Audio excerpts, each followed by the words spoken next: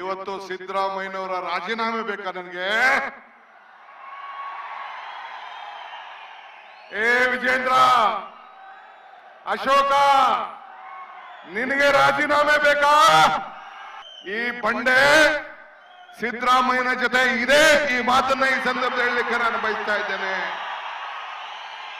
ಅಲ್ಲ ವಿಜೇಂದ್ರ, ನಿಮ್ಮಪ್ಪ ಯಾಕೆ ರಾಜೀನಾಮೆ ಕೊಟ್ರು? ಪಾದಯಾತ್ರೆ ಅಲ್ಲ ಇದು.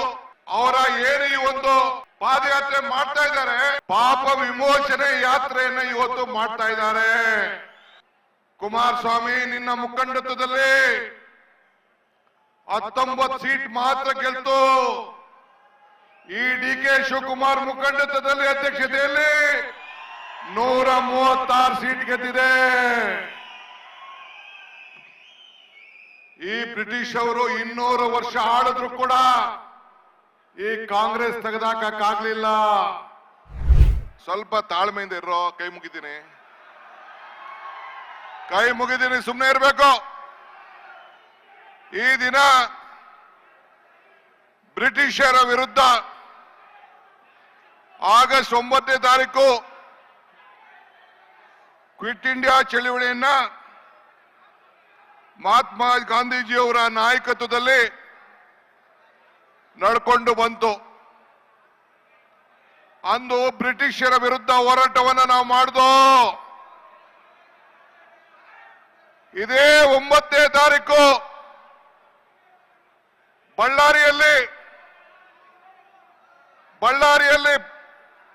ಬಳ್ಳಾರಿ ಪಾದಯಾತ್ರೆಯನ್ನು ಮಾಡಿ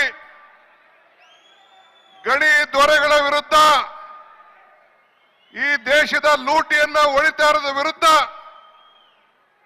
15 ವರ್ಷದ ಹಿಂದೆ ನಾವು ಬಳ್ಳಾರಿಯಲ್ಲಿ ಕ್ವಿಟ್ ಇಂಡಿಯಾ ಮೂವ್ಮೆಂಟ್ ದಿನ ಆಗಸ್ಟ್ 9ನೇ ದಿನ ಇದೇ ರೀತಿ ದೊಡ್ಡ ಸಮಾವೇಶವನ್ನ ಮಾಡ್ದು. ಇವತ್ತು ನಾವು ಕಾಂಗ್ರೆಸ್ ಪಕ್ಷದ ವತಿಯಿಂದ ಅಂದು ಬ್ರಿಟಿಷರ ವಿರುದ್ಧ ಹೋರಾಟ ಮಾಡ್ದೋ. ಇಂದು NDA, ಬಿಜೆಪಿ, ಜನತಾದಳದ ವಿರುದ್ಧ ಇವತ್ತು ನಾವು ಹೋರಾಟವನ್ನು ಮಾಡಿ ಈ ದೇಶವನ್ನ ರಕ್ಷಣೆ ಮಾಡಲಿಕ್ಕೆ, ಸಂವಿಧಾನವನ್ನು ರಕ್ಷಣೆ ಮಾಡಲಿಕ್ಕೆ, ಈ ಬಡವರ ಕಲ್ಯಾಣವನ್ನು ಉಳಿಸಲಿಕ್ಕೆ, ನಮ್ಮ 5 ಗ್ಯಾರಂಟಿಗಳಿಂದ ಈ ಬಡವರಿಗೋಸ್ಕರ ಮಾಡಬೇಕು ಅಂತ ಹೊರಟಿರುವಂತ ಅನ್ಯಾಯದ ವಿರುದ್ಧ ಹೋರಾಟವನ್ನು ಮಾಡಲಿಕ್ಕೆ ಇವತ್ತು ಈ ಚಳವಳಿಯನ್ನ ನಾವು ಪ್ರಾರಂಭವನ್ನು ನಾವು ಮಾಡಿದ್ದೇವೆ. ಹುಡುಗ್ರ,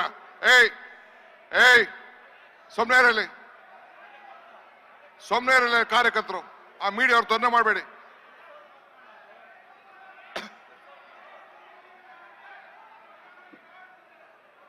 ಮೀಡಿಯಾಗೆ ತೊಂದರೆ ಮಾಡಬೇಡ, ಸುಮ್ನೆ ಇರಯ್ಯ.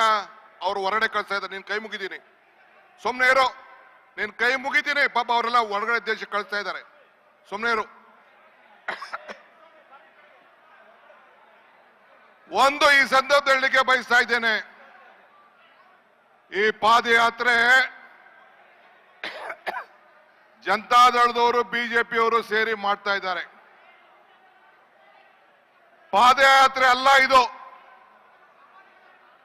ಅವರ ಏನು ಈ ಒಂದು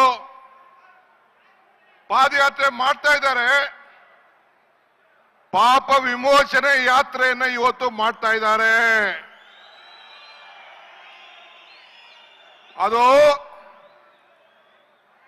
ನಮ್ಮದು ಅಧರ್ಮಿಗಳ ವಿರುದ್ಧ ಧರ್ಮ ಯುದ್ಧ, ನಮ್ಮದು ಅನ್ಯಾಯದ ವಿರುದ್ಧ ನ್ಯಾಯ ಯುದ್ಧ, ನಮ್ಮದು ಅಸತ್ಯದ ವಿರುದ್ಧ ಸತ್ಯ ಯುದ್ಧ. ಅದನ್ನ ಮಾಡಲಿಕ್ಕೆ ಇವತ್ತು ನಾವೆಲ್ಲ ಇಲ್ಲಿ ಸೇರಿದ್ದೇವೆ. ಈ ದೇಶಕ್ಕೆ ಕಾಂಗ್ರೆಸ್ ಪಕ್ಷ ಒಂದು ದೊಡ್ಡ ಇತಿಹಾಸ ಇದೆ. ಬ್ರಿಟಿಷರ ವಿರುದ್ಧ ಹೋರಾಟವನ್ನು ಮಾಡಿ ನಿಮಗೆ ಸಂವಿಧಾನವನ್ನು ತಂದುಕೊಟ್ಟು, ಈ ದೇಶಕ್ಕೆ ಸ್ವಾತಂತ್ರ್ಯವನ್ನು ತಂದುಕೊಟ್ಟು, ಎಲ್ಲ ವರ್ಗದ ಜನರಿಗೆ ರಕ್ಷಣೆಯನ್ನು ಕೊಟ್ಟುಕೊಂಡು ನಾವು ಬರ್ತಾ ಇದ್ದೇವೆ. ನಾನು ಯಾವಾಗಲೂ ಒಂದು ಮಾತು ಹೇಳ್ತಾ ಇರ್ತೇನೆ, ಕಾಂಗ್ರೆಸ್ ಶಕ್ತಿ, ದೇಶದ ಶಕ್ತಿ. ಕಾಂಗ್ರೆಸ್ ಇತಿಹಾಸ ಈ ದೇಶದ ಇತಿಹಾಸ. ಕಾಂಗ್ರೆಸ್ ಅಧಿಕಾರಕ್ಕೆ ಬಂದ್ರೆ ಎಲ್ಲ ವರ್ಗದ ಜನರ ಅಧಿಕಾರಕ್ಕೆ ಬಂದಂಗೆ ಅಂತ ಹೇಳಿ ಇವತ್ತು ಈ ಒಂದು ಜನ ಆಂದೋಲನ ಕಾರ್ಯಕ್ರಮ ಈ ರಾಜ್ಯದ ನಮ್ಮ ಜನತೆಯ ರಕ್ಷಣೆಗೋಸ್ಕರ, ನಮ್ಮ ಸಂವಿಧಾನದ ರಕ್ಷಣೆಗೋಸ್ಕರ ಬಿಜೆಪಿ ಜನತಾದಳದವರು ಏನು ನಾವು ಅಧಿಕಾರಕ್ಕೆ ಬಂದಿದ್ದೇವೆ, 136 ಸೀಟು ಸಿದ್ದರಾಮಯ್ಯನವರ ನಾಯಕತ್ವದಲ್ಲಿ ಡಿ.ಕೆ. ಶಿವಕುಮಾರ್ ಅಧ್ಯಕ್ಷತೆಯಲ್ಲಿ ಏನು ಬಂದಿದೆ, ಈ ಸರ್ಕಾರವನ್ನ 10 ತಿಂಗಳಲ್ಲಿ ತೆಗೆದುಹಾಕ್ತೀವಿ ಅಂತ ಹೇಳಿ ಏನು ಒಂದು ಹೋರಾಟ, ಒಂದು ಹುನ್ನಾರ ನಡೀತಾ ಇದೆ. ಈ ಬಡವರಿಗೋಸ್ಕರ ನಾವೇನು ರಕ್ಷಣೆಯನ್ನು ಕೊಟ್ಟು ಈ 5 ಗ್ಯಾರಂಟಿಗಳನ್ನು ಕೊಟ್ಟು ನಿಮ್ಮ ಬದುಕನ್ನ ನಾವು ಬದಲಾವಣೆಯನ್ನು ಮಾಡ್ತಾ ಇದ್ದೇವೆ. ಇದನ್ನ ನಾವು ರಕ್ಷಣೆ ಮಾಡಲಿಕ್ಕೆ ಈ ಒಂದು ಹೋರಾಟವನ್ನು ಇವತ್ತು ನಾವು ಹಮ್ಮಿಕೊಂಡಿದ್ದೇವೆ. ನಿಮ್ಗೆಲ್ಲ ಸಂದೇಶವನ್ನು ಕೊಡ್ಲಿಕ್ಕೆ ನಾವು ಮಾಡಿದ್ದೇವೆ. ಮಿಸ್ಟರ್ ಕುಮಾರಸ್ವಾಮಿ 36 ಸೀಟ್ ಗೆದ್ದಿದೆ. ಈ ಬ್ರಿಟಿಷ್ ಅವರು 200 ವರ್ಷ ಆಳಿದ್ರು ಕೂಡ ಈ ಕಾಂಗ್ರೆಸ್ ತೆಗೆದಾಕಕ್ಕಾಗ್ಲಿಲ್ಲ. ನಿನ್ನ 19 ಸೀಟು ಈ ಬಡ ಜನತೆಯ ಶಕ್ತಿ, ಈ ಕಾಂಗ್ರೆಸ್ ಶಕ್ತಿ. ಇದನ್ನ ನಿನ್ನ ಕೈಲಿ ಇನ್ನ 2 ಜನ್ಮ ತಾಳಿದ್ರು ಕೂಡ ನೀನು ಬಿಜೆಪಿಯವರು ಸೇರ್ಕೊಂಡು ಏನೇ ಕುತಂತ್ರ ಮಾಡಿದ್ರು ನಿನ್ನ ಕೈಲಿ ಮಾಡ್ಲಿಕ್ಕೆ ಸಾಧ್ಯ ಇಲ್ಲ. ಇವತ್ತು ಸಿದ್ದರಾಮಯ್ಯನವರ ರಾಜೀನಾಮೆ ಬೇಕಾ ನಿನಗೆ? ಏ ವಿಜೇಂದ್ರ, ಅಶೋಕ, ನಿನಗೆ ರಾಜೀನಾಮೆ ಬೇಕಾ? ಕಲ್ಲು ಬಂಡೆ ಅಂತ ಹೇಳಿ ಮಾಧ್ಯಮದವ್ರು ಹೇಳಿದ್ರು. ಕಲ್ಲು ಪ್ರಕೃತಿ, ಕಡದರೆ ಆಕೃತಿ, ಪೂಜಿಸಿದ ಸಂಸ್ಕೃತಿ. ಈ ಬಂಡೆ ಸಿದ್ದರಾಮಯ್ಯನ ಜೊತೆ ಇದೆ. ಈ ಮಾತನ್ನ ಈ ಸಂದರ್ಭದಲ್ಲಿ ಹೇಳಲಿಕ್ಕೆ ನಾನು ಬಯಸ್ತಾ ಇದ್ದೇನೆ. ಈ ಬಂಡೆ ಜೊತೆ 136 ಜನ ಶಾಸಕರು ಇದ್ದಾರೆ. 1,80,00,000 ಜನ ಮತದಾರರು ಏನು ಮತವನ್ನ ಕೊಟ್ಟಿದ್ದಾರೆ. ಆ ಮತದಾರರು ಸಿದ್ದರಾಮಯ್ಯನ ಜೊತೆ ಇದೆ. ಇದನ್ನ ತಾವು ಗಮನದಲ್ಲಿ ಇಟ್ಕೊಳ್ಬೇಕು. ಆದ್ರಿಂದ ನಿನ್ ಕೈಲಿ ಏನು ಮಾಡ್ಲಿಕ್ಕೆ ಆಗುದಿಲ್ಲ. ಇತಿಹಾಸ ಗೊತ್ತಿದ್ಯಾ? ಬಾಬಾ ಸಾಹೇಬ್ ಅಂಬೇಡ್ಕರ್ ಹೇಳಿದ್ದಾರೆ, ಇತಿಹಾಸ ಮರ್ತವನು ಇತಿಹಾಸ ಸೃಷ್ಟಿ ಮಾಡ್ಲಿಕ್ಕೆ ಸಾಧ್ಯ ಇಲ್ಲ ಅಂತ ಹೇಳಿ. ಇಂದಿರಾ ಗಾಂಧಿ ಅವರು ಹೇಳ್ತಾ ಇದ್ದಾರೆ, ಅವಕಾಶ ನಿನಗೆ ಸಿಕ್ಕುದಿಲ್ಲ, ಅವಕಾಶನ ನೀನೇ ಹುಡ್ಕೊಂಡು ಹೋಗ್ಬೇಕು ಅಂತ ಹೇಳಿ ಇಂದಿರಾ ಗಾಂಧಿ ಅವರು ಹೇಳಿದ್ದಾರೆ.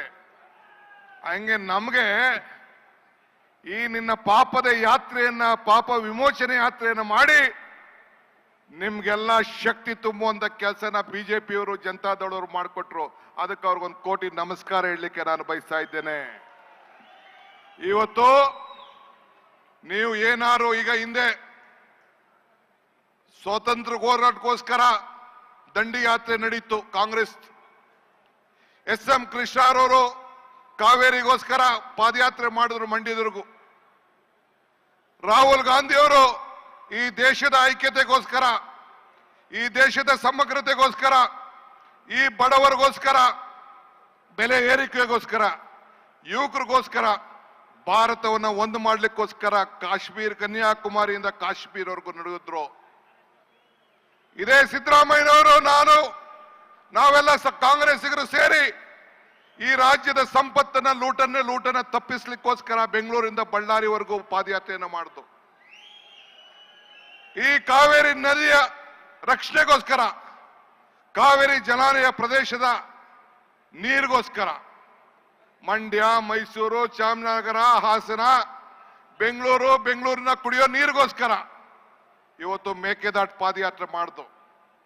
ಆ ಮೇಕೆದಾಟು ಪಾದಯಾತ್ರೆ ಮಾಡಿದಾಗ ಎಲ್ಲ ವೇದಿಕೆಯಲ್ಲಿರುವಂತ ಎಲ್ಲ ನಮ್ಮ ನಾಯಕರ ಮೇಲೆಲ್ಲ ಕೇಸ್ ಹಾಕ್ಸಿದ್ರಿ, ಎಲ್ಲರೂ ಕೂಡ ಕೇಸ್ ಕೋವಿಡ್ ನಪ ಹೇಳಿ ನಮ್ಮ ಇದನ್ನ ತಡೆ ಒಟ್ಟಿದ್ರಿ. ಆದ್ರೆ ನಿಮ್ಮ ಕೇಸಿಗೆ ಎದುರುಕೊಳ್ಳಿಲ್ಲ, ಈ ಪ್ರಾಣಕ್ಕೆ ಎದುರುಕೊಳ್ಳಿಲ್ಲ. ಹೋರಾಟವನ್ನು ಮಾಡಿ ಹೆಜ್ಜೆ ಹಾಕುತ್ತೇವೆ, ನೀರಿಗೂ ಹೆಜ್ಜೆ ಹಾಕುತ್ತೇವೆ, ನಮ್ಮ ಹಕ್ಕು ನಮ್ಮ ನೀರು ಅಂತೇಳಿ ಹೋರಾಟ ಮಾಡಿ ಪಾದಯಾತ್ರೆಯನ್ನು ನಾವು ಮಾಡ್ದೋ. ಈ ನಾಡಿನ ರೈತರಿಗೋಸ್ಕರ, ಈ ನಾಡಿನ ನೀರಿನ ರಕ್ಷಣೆಗೋಸ್ಕರ, ಈ ನಾಡಿನ ಜಲದಗೋಸ್ಕರ ನಾವು ಹೋರಾಟವನ್ನು ಮಾಡ್ದೋ. ನಿಮ್ಮ ಯಾತ್ರೆ ಎಂತಕ್ಕೆ? ಕುಮಾರಸ್ವಾಮಿ ಏನ್ ಹೇಳಿದ್ರು, GT ದೇವೇಗೌಡರು ಏನ್ ಹೇಳಿದ್ರು, ಅದನ್ನ ಮುಂದಕ್ಕೆ ನಾನು ನಿಮ್ಗೆಲ್ಲ ತೋರಿಸೋನಿದ್ದೇನೆ. ಬಂಧುಗಳೇ, ಈಗಾಗಲೇ ನಾನು ಹೇಳ್ದಂಗೆ ನಮ್ಗೆ ಒಂದು ದೊಡ್ಡ ಅವಕಾಶವನ್ನ ತಾವೆಲ್ಲ ಸೇರಿ ಮಾಡಿಕೊಟ್ಟಿದ್ದೀರಿ. 2023ರಲ್ಲಿ ನಮ್ಗೆ ಕಾಂಗ್ರೆಸ್ ಪಕ್ಷಕ್ಕೆ 43% ಮತವನ್ನ ಕೊಟ್ಟಿದ್ದೀರಿ, ಜನತಾದಳಕ್ಕೆ 9% ಮತವನ್ನ ಕೊಟ್ಟಿದ್ದೀರಿ, ಲೋಕಸಭೆಯಲ್ಲಿ 45% ಕೊಟ್ಟಿದ್ದೀರಿ, ಜನತಾದಳಕ್ಕೆ 5%, ಬಿಜೆಪಿ 1 ಸೀಟ್ ಇದ್ದೋ ನಾವು, ಈಗ ಬಿಜೆಪಿ 17 ಸೀಟ್ ಆಗಿದೆ. ಅವ್ರು 2 ಸೀಟ್ ಗೆದ್ದಿದ್ದಾರೆ. ನಾವು ಒಪ್ತೇವೆ, ಜನಪ್ರತಿನಿಧಿಗಳು ಪ್ರಜಾಪ್ರಭುತ್ವದ ವ್ಯವಸ್ಥೆಯಲ್ಲಿ ಏನು ತೀರ್ಪನ್ನು ಕೊಟ್ಟಿದ್ದಾರೆ ಅದನ್ನು ಒಪ್ತೇವೆ. ಆದರೆ ನಾವು ಏನಾರು ನೀವು 10 ತಿಂಗಳಲ್ಲಿ ಈ ಸರ್ಕಾರ ಹಳ್ಳಾಡ್ತೀನಿ ಅಂತ ಏನು ಭ್ರಮೆಯಲ್ಲಿದ್ದೀರಲ್ಲ, ಇದು ಸಾಧ್ಯ ಇಲ್ಲ ಅನ್ನೋದು ಕೂಡ ತಾವೆಲ್ಲ ಗಮನದಲ್ಲಿಟ್ಕೊಳ್ಬೇಕು. 10 ವರ್ಷ ಅಲ್ಲ, 10 ತಿಂಗಳಲ್ಲ, ಇನ್ನು 10 ವರ್ಷ ಆದ್ರೂ ಕೂಡ ಈ ಸರ್ಕಾರನ ಮುಟ್ಲಿಕ್ಕೆ ಸಾಧ್ಯ ಇಲ್ಲ. 10 ವರ್ಷ ಆದ್ರೂ ಸಾಧ್ಯ ಇಲ್ಲ, ಇದು ಗಮನದಲ್ಲಿಟ್ಕೊಳ್ಬೇಕು.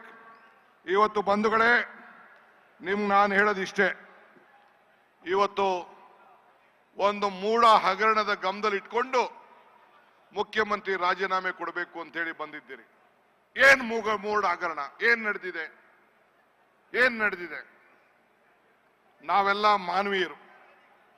ಇವತ್ತು ಪಾರ್ವತಿ ಸಿದ್ದರಾಮಯ್ಯನವರ ಧರ್ಮಪತ್ನಿ, ಆ ಹೆಣ್ಣು ಮಗಳಿಗೆ ಅವ್ರ ಅಣ್ಣ ಒಂದು ಜಮೀನನ್ನ ಖರೀದಿ ಮಾಡಿಬಿಟ್ಟು ಅರ್ಶನ ಕುಂಕುಮಕ್ಕೋಸ್ಕರ ಹೆಣ್ಮಕ್ಳಿಗೆ ಒಂದು 3 ಎಕರೆ ಜಮೀನನ್ನ ಕೊಡ್ತಾರೆ.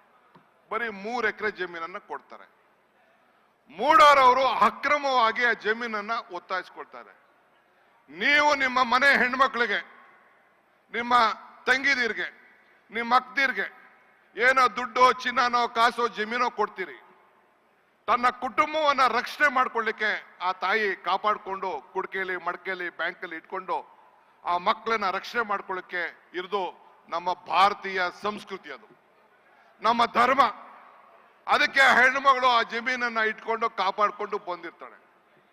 ಪಾಪ ಸಿದ್ದರಾಮಯ್ಯನವರು ಬೆಂಗಳೂರಿನಲ್ಲಿ ರಾಜಕಾರಣ ಮಾಡ್ತಾ ಇದ್ದಾರೆ, ರಾಜ್ಯದ ಉದ್ದಗಲೂ ಕೂಡ ಹೋರಾಟ ಮಾಡ್ತಾ ಇದ್ದಾರೆ. ಆಮೇಲೆ ಅವ್ರಿಗೆ ಗೊತ್ತಾಗ್ತದೆ, ನನ್ನ ಧರ್ಮ ಪತ್ನಿಗೆ ಅವ್ರ ಅಣ್ಣ ಒಂದು 3 ಎಕರೆ ಜಮೀನನ್ನು ಕೊಟ್ಟಿದ್ದಾರೆ ಅಂತೇಳಿ. 3 ಎಕರೆ ಜಮೀನನ್ನು ಕೊಟ್ಟಿದ್ದಾರೆ.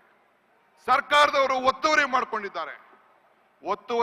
ಅಕ್ವಿಷನ್ ಮಾಡ್ಕೊಂಡಿಲ್ಲ. ಸರ್ಕಾರದವರು ಅಕ್ವಿಷನ್ ಮಾಡ್ಕೊಂಡಿಲ್ಲ. ಡಿನೋಟಿಫಿಕೇಶನ್ ಆಗಿದ್ದಂತ ಜಮೀನನ್ನ ಸರ್ಕಾರದವರು ಈತ ಖರೀದಿ ಮಾಡಿಕೊಂಡು ಆ ಅಕ್ಕಂಗೋ ತಂಗಿಗೋ ಜಮೀನನ್ನ ಕೊಟ್ಟಿದ್ದಾರೆ. ಆ ಜಮೀನನ್ನ ಕೊಟ್ಟದ್ದನ್ನ ಸರ್ಕಾರಕ್ಕೆ ಹೋಗಿ ನನ್ನ ಜಮೀನನ್ನ ನನಗೆ ಕೊಡಿ ವಾಪಸ್ಸು ಅಂತ ಕೇಳ್ಕೊಳ್ತಾ ಇದ್ದಾರೆ. ಪಾರ್ವತಿಯವರು ಕೇಳ್ಕೊಂಡದನ್ನ ಸರ್ಕಾರ ತೀರ್ಮಾನ ಮಾಡಿ, ಇಲ್ಲಮ್ಮ 100ಕ್ಕೆ 100 3 ಎಕರೆ ಕೊಡಿ, 3 ಎಕರೆ ತಗೊಂಡಿದ್ದೀರಿ, 3 ಎಕರೆ 19 ಗುಂಟೆ ಕೊಡಿ ಅಂತ ಕೇಳ್ತಾರೆ. ಆಗುದಿಲ್ಲ ಅಮ್ಮ, ಕಾನೂನು ಈ ರೀತಿ ಇದೆ, ದಯವಿಟ್ಟು 3 ಎಕರೆ ಸರಿಯಾಗಿ ನನ್ನಂತವನಾಗಿದ್ರೆ ನಂದು ಹೋರಾಟ ಬೇರೆ ಇರೋದು. ಆದ್ರೆ ಪಾಪ ಹೆಣ್ಮಗಳು ಅರ್ಧ ಜಮೀನ್ಗೆ ಮೂಡಾರವ್ರೇನೋ ಅಗ್ರಿಮೆಂಟ್ ಮಾಡ್ಕೊಂಡ್ರು ಅಂತೇಳಿ ಅಗ್ರಿಮೆಂಟ್ ಮಾಡಿಕೊಟ್ಟು ನಯವಾಗಿ ಅವ್ರಿಗೆ ಟ್ರಾನ್ಸ್ಫರ್ ಮಾಡ್ಕೊಡ್ತಾರೆ. ಸರ್ಕಾರಕ್ಕೆ ಮಾಡಿಕೊಟ್ಟು ನೀವು ಎಲ್ಲಿ ಜಮೀನು ಕೊಡ್ತೀರೋ ಕೊಡಿ ಅಂತ ಕೇಳ್ತಾರೆ. 14 ಸೈಟ್ ಕೊಟ್ಟಿದ್ದಾರೆ. ಸರ್ಕಾರದವರು ಮೂಡಾರದವರು ಒತ್ತುವರಿ ಮಾಡ್ಕೊಂಡವ್ರು ಅವರು. ಈಗ ನೀವು ನಿಮ್ ಜಮೀನು, ನಿಮ್ ಪಕ್ಕದಲ್ಲಿ ಯಾವ್ದಾದ್ರು ಜಮೀನು ಯಾರು ಒತ್ತುವರಿ ಮಾಡ್ಕೊಂಡ್ರೆ ಸುಮ್ಮನೆ ಇರ್ತೀರಾ? ಓಲೆ ಪಾರ್ವತಿ ಅಕ್ಕ ಯಾವ್ದಾದ್ರು ಜಮೀನ್ಗೆ ಒತ್ತುವರಿ ಮಾಡ್ಕೊಂಡು ಹೋಗಿದ್ರಾ? ಯಾರು ಕಳ್ತನ ಮಾಡಿದ್ರಾ? ಯಾವುದು ಇಲ್ಲ. ನನ್ನ ಜಮೀನಿಗೆ ಒತ್ತುವರಿ ಮಾಡ್ಕೊಂಡಿರೋದಕ್ಕೆ ನನಗೆ ಕೊಡಿ ಅಂತ ಕೇಳಿ ಸರ್ಕಾರದವರು ಒಂದು 50-50 ಅಂತ ಮಾಡಿ ಒಂದು 38,000 ಅಂದ್ರೆ 1,60,000 ಅಡಿ ಹೋಯ್ತು. 38,000 ಅಡಿ ಸೈಟ್ ಅನ್ನ ಡೆವಲಪ್ಡ್ ಸೈಟ್ ಅಂತ ಕೊಟ್ಟಿದ್ದಾರೆ. ಏನ್ ತಪ್ಪಿದೆ? ಏನ್ ಮಾಡಬಾರ್ದು ಮಾಡಿದೆ? ಏನ್ ಮುಖ್ಯಮಂತ್ರಿಗಳು ಏನಾದ್ರು ಸಿದ್ದರಾಮಯ್ಯನವರು ನನ್ನ ಹೆಂಡತಿಗೆ ಈ ಜಮೀನನ್ನ ಬರ್ಕೊಡಿ ಅಂತ ಹೇಳಿ ಏನಾದ್ರು ಬರ್ದಿದಾರಾ? ಆದೇಶ ಮಾಡಿದಾರಾ? ಅಧಿಕಾರ ದುರುಪಯೋಗ ಮಾಡ್ಕೊಂಡಿದ್ದಾರಾ? ಏನು ಇಲ್ಲ. ಓಲಿ ಆಯ್ತಪ್ಪ, ಏನಾದ್ರು ತಪ್ಪು ಮಾಡಿದ್ದ ಆಗ್ಬರಲ್ಲ. ಇದನ್ನ ಯಾವ ಕಾಲದಲ್ಲಿ ಕೊಟ್ರಿ? ಬೊಮ್ಮಾಯಿಯವರೇ, ನೀನೇ ಮುಖ್ಯಮಂತ್ರಿ ಆಗಿದ್ದಾಗ, ಬೈರತಿ ಬಸವರಾಜ್ ಮಂತ್ರಿ ಆಗಿದ್ದಾಗ, ಸುರೇಶನ್ ಕಾಲದಲ್ಲ, ಸಿದ್ದರಾಮಯ್ಯನವ್ರ ಕಾಲದಲ್ಲ, ಇದಕ್ಕೆ ಅದೇ ಒಂದು ಸೈಟ್ ಅನ್ನ ಕೊಟ್ಟಿದ್ದಾರೆ. ಏನ್ ಇದನ್ನ ತೆಗೆದುಕೊಂಡು ನಿಮ್ಮ ತಟ್ಟೆಲಿ ಯಗಣಗಳಿವೆ, ನೋಣ ಅಲ್ಲ, ಯಗಣಗಳಿವೆ.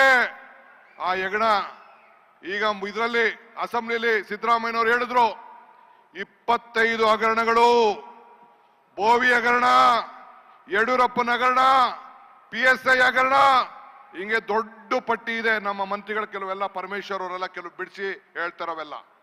ಬಿಟ್ಕಾಯಿನ್ ಹಗರಣ, ಮೈನಿಂಗ್ ಹಗರಣ ನಿನ್ನೆ ಮೊನ್ನೆಯಿಂದ ತೋರಿಸ್ತಾ ಇದ್ದಾರೆ. ಏನ್ ಬಹಳ ಕ್ಲೀನ್ ಸ್ವಾಮಿ, ಬಹಳ ಕ್ಲೀನ್ ಸ್ವಾಮಿ ಅಂತೆ. ಕುಮಾರಸ್ವಾಮಿ ಬಹಳ ಕ್ಲೀನ್ ಅಂತೆ, ಬಹಳ ಕ್ಲೀನ್ ಸ್ವಾಮಿ ಅಂತೆ. ನನಗೆ ಗೊತ್ತಿಲ್ಲ. ಮೊನ್ನೆ ಆಫೀಸರ್ಗಳು ಕೇಳಿದೆ ಏನಪ್ಪಾ ಅಂತ ಅನ್ಬಿಟ್ಟು, ಒಂದು 50 ಡಿನೋಟಿಫಿಕೇಶನ್ ಕೇಸ್ಗಳು, 50 ತತ್ತಿನಿ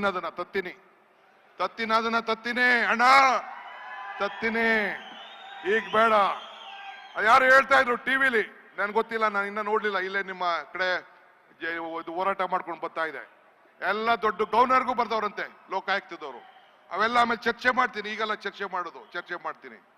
ಸೊ ಹಂಗೆ ನಿಂದು ಬರೀ ಯೂ ಟರ್ನ್ ಮಾಡ್ಕೊಂಡು ಜನರಿಗೆ ಬಿಜೆಪಿಯವರು ಸೇರಿ, ಅಲ್ಲ ವಿಜೇಂದ್ರ, ನಿಮ್ಮಪ್ಪ ಯಾಕೆ ರಾಜೀನಾಮೆ ಕೊಟ್ರು? 2 ಬಾರಿ ನಿಮ್ ತಂದೆ ಯಾಕೆ ರಾಜೀನಾಮೆ ಕೊಟ್ರು? ಫಸ್ಟ್ ಅದು ನೀನ್ ಲೆಕ್ಕ ಇಡಬೇಕು. ಇಲ್ಲಿ ನಾಳೆ ಮೈಸೂರಲ್ಲಿ ಬಂದು ಇದೇ ವೇದಿಕೆಯಲ್ಲಿ ಭಾಷಣ ಮಾಡ್ತೀಯಲ್ಲ, ನೀನು ವಿದೇಶಕ್ಕೆ ಲಕ್ಷ್ಮೀ ವಿಲಾಸ್ ಬ್ಯಾಂಕ್ ನಿಂದ ವಿದೇಶಕ್ಕೆ RTGS ಮಾಡಿದ್ಯಲ್ಲ, ಯಾಕೆ ಮಾಡ್ದೆ? ಯಾಕೆ ನಿಮ್ಮಪ್ಪ ಕಣ್ಣೀರ್ ಹಾಕಿದ್ರು? ಇದಕ್ಕೆ ಉತ್ತರ ಹೇಳ್ಬೇಕು ಫಸ್ಟ್, ಆಮೇಲೆ ಉತ್ತರ ಹೇಳ್ಬೇಕು. ಉತ್ತರ ಹೇಳ್ಬಿಟ್ಟು ಆಮೇಲೆ ಏನ್ ಎಲ್ಲ ಜಾತಿ ಎಲ್ಲ ಧರ್ಮ ರಾಜೀನಾಮೆ ಅಂತೆ. ಯಾವ ರಾಜೀನಾಮೆ? ಯಾರ ರಾಜೀನಾಮೆ? ಯಾರು ರಾಜೀನಾಮೆ ಕೊಡ್ತಾರೆ ಅಂತ ಕಾಲ ತೀರ್ಮಾನ ಮಾಡ್ತದೆ. ಇವತ್ತು ತಮ್ಗೆಲ್ಲ ನಾನು ಕೇಳ್ಕೊಳ್ಳೋದಿಷ್ಟೇ. ಇವತ್ತು ಅನೇಕ ಭಾಷಣಗಳು ನಮ್ಮ ಲೀಡರ್ಗಳೆಲ್ಲ ಮಾತಾಡವ್ರೆ, ಅನೇಕ ಹಗರಣಗಳ ಬಗ್ಗೆ ಮಾತಾಡವ್ರೆ. ನಾನು ಹಗರಣಗಳ ಬಗ್ಗೆ ಮಾತಾಡಕ್ ಹೋಗುದಿಲ್ಲ. ನಾನು ಮೊನ್ನೆ ಮಂಡ್ಯದಲ್ಲಿ ಹೇಳಿದೆ, ಈ ಕೃಷ್ಣ ಬೈರೇಗೌಡ ನಂಬೇಡಿ, ಈ ನಮ್ಮ ಪ್ರಿಯಾಂಕಾ ಖರ್ಗೆ ನಂಬೇಡಿ, ಸತೀಶ್ ಜಾರಕಿಹೊಳಿ ನಂಬೇಡಿ, ಜಾರ್ಜ್ ನಂಬೇಡಿ, ಸಿದ್ದರಾಮಯ್ಯನವರು ನಂಬೇಡಿ, ನನ್ನೂ ನಂಬೇಡಿ, ಯಾರು ನಂಬೇಡಿ. ನಮ್ಮ ಮೇಲೆ ಏನಿದ್ರು ನಂಬಿಕೆ ಏನಿದ್ರು ಯಡಿಯೂರಪ್ಪನವ್ರ ಮೇಲೆ, ಕುಮಾರಸ್ವಾಮಿ ಮೇಲೆ, ಯೋಗೇಶನ್ ಮೇಲೆ, ಯತ್ನಾಳ್ ಮೇಲೆ ಅವನು ಮಾತ್ರ ನಂಬಿಕೆ ಇರ್ಲಿ, ನಮ್ಮೇಲೆ ನಂಬಿಕೆ ಹೋಗ್ಬೇಡಿ ಅಂತ ಹೇಳಿದೆ. ನೀವು ಅದನ್ನ ನೋಡ್ಬೇಕು. ದಯವಿಟ್ಟು ಮಿಸ್ಟರ್ ಮತ್ತಿಕಟ್ಟಿ ಏನ್ ಹೇಳ್ತಾರೆ ನಮ್ ಕುಮಾರಣ್ಣ ಕೇಳೋಣ. ಈ ಸಮಾವೇಶದ ಬಗ್ಗೆ ಕುಮಾರಣ್ಣ ಅವರ ನುಡಿಮುತ್ತುಗಳನ್ನು ಹೇಳಿದ್ದಾರೆ, ದಯವಿಟ್ಟು ಕೇಳೋಣ. ದಯವಿಟ್ಟು ತಾವು ತೋರಿಸ್ಬೇಕು. ಇವ್ರದೆಲ್ಲ ಅರ್ಥ ಆಯ್ತಲ್ಲ, ಯೂಟರ್ನು ಇಂಥದೆಲ್ಲ ಇದೆ. ಸಭೆ ಆದ್ಮೇಲೆ ನಿಮ್ಗೆಲ್ಲ ತೋರಿಸ್ತೀವಿ, ಎಲ್ಲ ಯೂಟ್ಯೂಬ್ ಅಲ್ಲಿ ಹಾಕ್ತಿವಿ. ಯಾವ ರೀತಿ ಮಾಡಿದ್ದಾರೆ, ಪ್ರಜ್ವಲ್ ರೇವಣ್ಣಂದ CD ವಿಚಾರ ಏನ್ ಮಾಡಿದ್ರು, ಪೆಂಡ್ರೈವ್ ವಿಚಾರ ಏನ್ ಮಾತಾಡಿದ್ರು, ಏನೇನಾಯ್ತು ಅಂತೇಳಿ ಅವೆಲ್ಲ ಬಿಡಿಸಿ ಎಲ್ಲ ಅವರೇ ಮಾತಾಡಿದ್ದಾರೆ. ನಾನೇನ್ ಮಾತಾಡ್ಬೇಕಾದ ಅವಶ್ಯಕತೆ ಇಲ್ಲ. ಎಲ್ಲ ಯೂಟರ್ನ್. ಫಸ್ಟ್ ನನ್ನ ಮೇಲೆ ಹೇಳಿದ್ರು, ತಿರ್ಗಾ ಅದಾರ ಪ್ರೀತಮ್ ಗೌಡ ಅಂತೆ, ತಿರ್ಗಾ ಒಂದ್ ಹೇಳಿದ್ರು, ತಿರ್ಗಾ ಅದಂತೆ. ನಾನು ಈ ಸಂದರ್ಭದಲ್ಲಿ ಹೇಳಲಿಕ್ಕೆ ನಾನು ಬಯಸ್ತಾ ಇದ್ದೀನಿ, ನೀವು ಗಮನ ಇಟ್ಕೊಂಡಿರ್ಬೇಕು. ಇವತ್ತು ಏನೋ ಬಿಜೆಪಿ ಅವರಿಬ್ರು ಬಿಜೆಪಿಗೆ ಬ್ಯಾಕ್ ಸ್ಟಾಪ್ ಮಾಡಿದ್ ನಾವು ಮಾಡಿದ್ವಾ? ಯಡಿಯೂರಪ್ಪಂಗೆ ಯಾರು ಬ್ಯಾಕ್ ಸ್ಟಾಪ್ ಮಾಡಿದ್ರು? ಇದೇ ಕುಮಾರಸ್ವಾಮಿ ಬ್ಯಾಕ್ ಸ್ಟಾಪ್ ಮಾಡಿದ್ರು. ಇವತ್ತು ನಮ್ಗಳ ಮೇಲೆ ಮಾತಾಡ್ಕೊಂಡು ಬರ್ತಾ ಇದ್ದಾರೆ. ನಾನು ಹೇಳ್ತೀನಿ, 17 ಜನ ಇದ್ರು MP ಗಳು. ಸಿದ್ದರಾಮಯ್ಯನವರು ಡೆಪ್ಟಿ CM ಇದ್ರು, ಅವ್ರನ್ನೂ ಸಹಿಸ್ಲಿಲ್ಲ. ಅವ್ರ MP ಗಳು ಒಬ್ರು ಅವ್ರ ಜೊತೆ ಯಾರು MP ಆಗಿದ್ರು ಅವರು ಇಲ್ಲ, ಯಾರನ್ನು ಬಿಡ್ಲಿಲ್ಲ.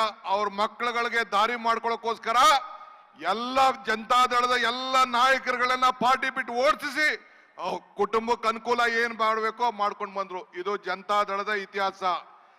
ನಾನು ಒಂದ್ ಹೇಳ್ತೀನಿ, ಈಗ ನೋಡಿ ಮಗನ್ ತೊಂದರೆ ಆಯ್ತದೆ ಅಂತ ಹೇಳಿ ಇನ್ನೊಬ್ಬನ ಮಗನ ಮೇಲೆ ಕೇಸ್ ಹಾಕ್ಸಿಸಿ ಅವ್ರನ್ನೂ ಬಿಡ್ಲಿಲ್ಲ, ಆ MP ಅವ್ರನ್ನೂ ಬಿಡ್ಲಿಲ್ಲ, ಯಾರನ್ನೂ ಬಿಡ್ಲಿಲ್ಲ. ಹಂಗೆ ಸಿದ್ದರಾಮಯ್ಯನ್ ಬಿಡ್ತಾರೇನ್ರಿ? ನಮ್ಮನ್ನು ಬಿಡ್ತಾರೇನ್ರಿ? ಸೊ ಯಾರನ್ನೂ ಸಹಿಸೋದಿಲ್ಲ. ಚಲುವರಾಯ ಸ್ವಾಮಿ ಇರ್ಬೋದು, ಬೇರೆ ನಾಯಕರು BL ಶಂಕರ್ ಇಲ್ಲೇ ಇದ್ದಾರೆ, ಜಾಲಪ್ಪ ಇದ್ದಾರೆ, ನಮ್ಮ ಇವರು ರಾಯರೆಡ್ಡಿ ಇದ್ದಾರೆ.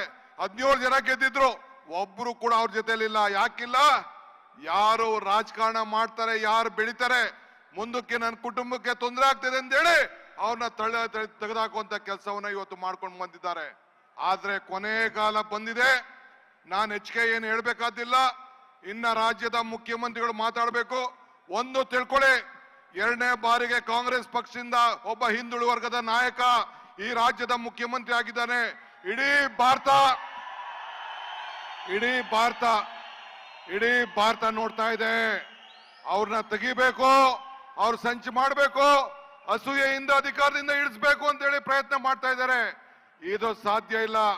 ಭಾರತೀಯ ರಾಷ್ಟ್ರೀಯ ಕಾಂಗ್ರೆಸ್ ಪಕ್ಷ, ಮಲ್ಲಿಕಾರ್ಜುನ್ ಖರ್ಗೆ ಅವರ ನೇತೃತ್ವದ ಪಕ್ಷ, ಸೋನಿಯಾ ಗಾಂಧಿ ಅವರ ನಾಯಕತ್ವ, ರಾಹುಲ್ ಗಾಂಧಿ ಅವರ ನಾಯಕತ್ವ, ನಾವೆಲ್ಲ ಸೇರಿ ಅವರ ಬೆನ್ನಿಗೆ ಇದ್ದೇವೆ.